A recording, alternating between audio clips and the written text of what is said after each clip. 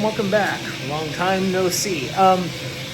So holidays, I got a gimbal that'll make making these videos a lot easier. I'm not using it right now because this is just going to be a really short video. I am in, our wash is located in Rehoboth Beach, Delaware, well, Lewis, Delaware, which is adjacent to Rehoboth Beach. We're 2 miles off the ocean here, maybe. But we're, east of Washington, D.C.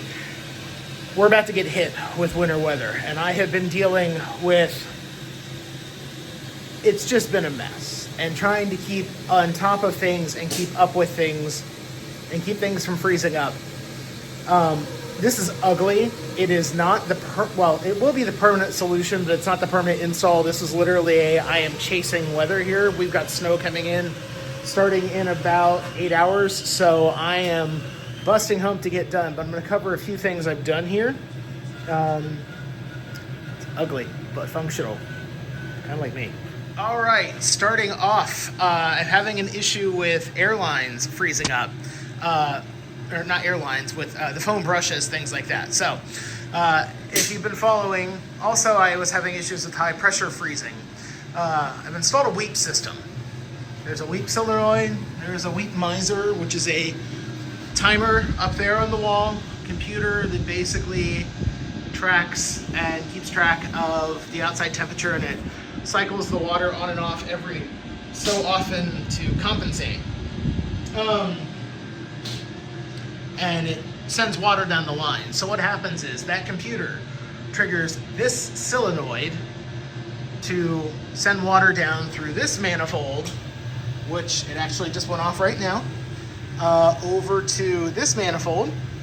The hoses coming in from the bottom are the high pressure from the pumps. The hoses going to the top are going out to the bays. There are check valves to keep water from flowing backwards, and there are some expansion joints here.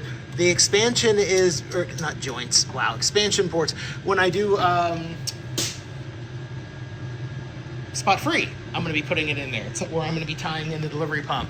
Now, after I did that, I started having issues with foam brushes. I'm still having issues with foam brushes, things like that, freezing temporarily. What I've done, I don't know if this exists or if this is a, hey, I've created it, and if I've created it, I'm patenting it. Don't steal my idea, but an air WEEP system. Essentially, I've got compressed air just plumbed into a cheap little Harbor Freight regulator, another 24-volt solenoid. These are airlines, just an aluminum block going out, and it's going off right now. And it just pulses additional air through that spaghetti snake of blue lines. And it essentially, every minute or so, it sounds like a truck with air brakes going off in the bays, but it is pulsing air through the lines to keep them clear. So when you're done, it blows the soap out. It's making things take longer to get started in the bays, but they're not frozen, so at least they work. Big one, and again, ugly, dealing with it. Diesel heater. Put this in, had to run outside. This is my only heat right now, my primary heat. And because I have to run it wide open, which it's running wide open right now, I modified, got rid of the internal fuel tank, which is a 1 gallon, would lasted, I don't know, 17, 18 hours. Running on high, so that really efficient. The exhaust pipe is very hot. I actually had header wrap on it, and I took it off because I'm like, why wouldn't I just steal some of that good old free heat coming off? There's just waste heat going out the wall. This is a 30-gallon drum of diesel. I just installed a standpipe. Yes, I'm running off-road diesel. I can get it here. I'm saving 30 cents a gallon on road tax, and well, if you can explain to me why I would need to pay road tax for a stationary heater, then I'll gladly pay for regular diesel. Otherwise, this is what we got. I've got about 15 gallons in here right now. I'm actually getting ready to go and fill up 4 bottles and come back in here with 20 gallons. So I'll have a little bit extra on hand because I'm going to have to get it running and keep it running for the next 2 days. It's about 60 degrees in here right now. This is set to 55. It's not actually on. So it's doing pretty well. The final thing that I'm going to cover here that I had to do is makeup water. So I had a situation that happened when I was coming home from Christmas, had a woman call me and said that she was using Bay 1 and it just stopped. That was kind of odd. And I saw somebody using it later on. I'm like, that doesn't make any sense, because if a hose had blown off or if a belt had broken or something, well, that would have been a different story. However, it wasn't. So I started looking at the camera footage from the camera that is right there, that is just an IP cam that is aimed at these so I can monitor things when I'm not here. And I can see belt floppage, things like that. And what I happened to notice was, the cool thing about that, if the lights are off in here, I can actually look at the tanks and see the levels, because the infrared sees right through the tank. It's actually really, it was like, that is awesome, and that's a huge help. But I noticed the tank was empty. It was getting down below where it draws. And I'm like, well, the hot water, that's a 3/4 inch line. I mean, it can keep up, but I realized when she was doing that, all 3 bays, this is just an air bleed line I've got going in here so it doesn't dribble on the floor. I realized all 3 bays were actually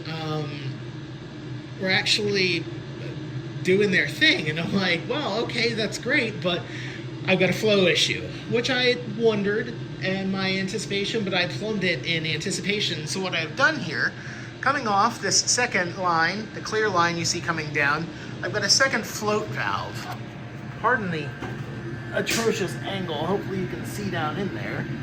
But there are 2 float valves, 2 different levels. I'm always going to have hot water as the primary at the top, and it'll pull the hot as much as it can. But if we get to a situation where I am, getting close to starving the pumps, this second line, this second lower mounted float valve kicks in, and basically, yes, it's cold water, but it's feeding off of I have a 2.5 inch main in here, so I'm never going to be devoid of water, but it is feeding off a completely separate branch. The hot water feeds off the low branch, that feeds off the high. That's the air compressor going off for the air weep, well, for everything, but for the air weep, it triggers it about once every 20-25 minutes.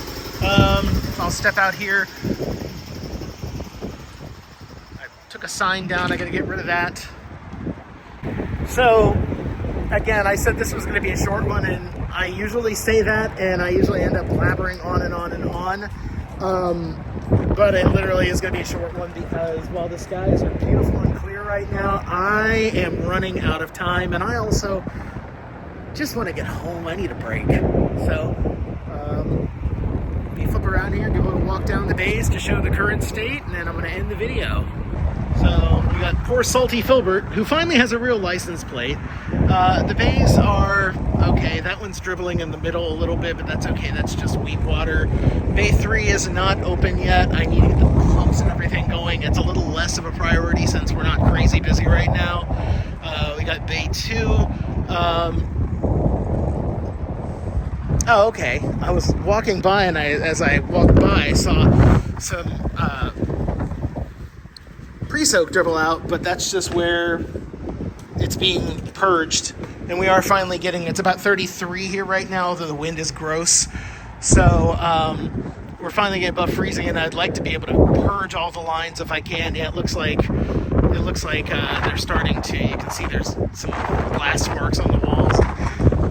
It's gross, it's ugly, but it's functional, and right now, if people come in, they can wash their cars, and they've got hot water, and most of the stuff seems to be working. That being said, as I walk by here and I hear things hissing out, foam brush going there. Are you frozen? Oh yeah, yeah. Not much you can do. I'm going to have to start adding methanol to everything, which I didn't want to do. Added cost and everything else. However, I need to make sure I'm providing, a good product for the customers. That said, I want to have a whole bunch of stuff to stock in the vending machine. I'm not doing it today because, again, time and wind and everything else. So, I am, my perpetual things that need fixing, like the door stop that I broke the other day. Well, I broke it before that. I hit it with the man lift. There we are. About every 10 times I open the door, I have to fix it. At any rate, I said it again. Everybody have a great day. God, this place is a mess. If you are in an area about to get hit by snow, be safe, stay warm, and I'll post this as soon as I can, and I'll talk to everybody later. Have a great one.